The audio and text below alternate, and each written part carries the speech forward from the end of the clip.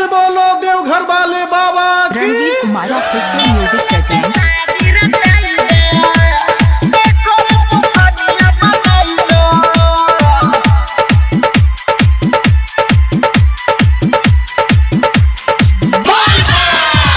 यही छौरी से मिलाई दहो भोला बाबा, यही छौरी से मिलाई द, यही छौरी से मिलाई दहो भोला बाबा, यही छौरी से मिलाई द।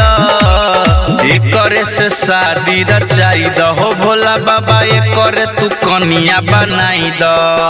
एकरे से शादी रचाई दहो भोला बाबा, एकरे तू कनिया बनाई द। यही छोरा से मिलाई दहो भोला बाबा, यही छोरा से मिलाई द। एकर से शादी रचाई दहो भोला बाबा, एकर से शादी रचाई द। एकर से शादी रचाई दहो भोला बाबा, एकर से शादी रचाई द। एकर से शादी रचाई दहो भोला बाबा, एकर से शादी रचाई द।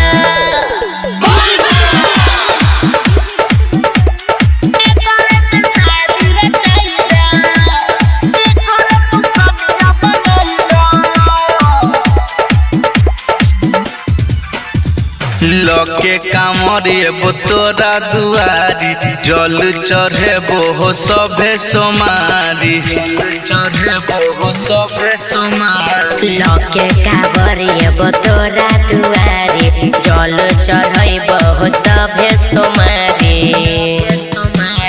मनवा के श्रद्धा पुराई दहो भोला बाबा, मनवा के श्रद्धा पुराई द।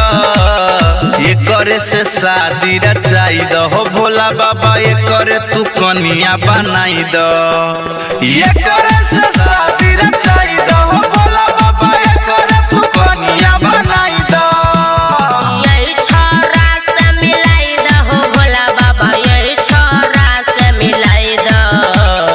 एकर से शादी रचाई दहो भोला बाबा, एकर से शादी रचाई द। एकर से शादी रचाई दहो भोला बाबा, एकर से शादी रचाई द। एकर से शादी रचाई द। एकरे तू कनिया बनाई द।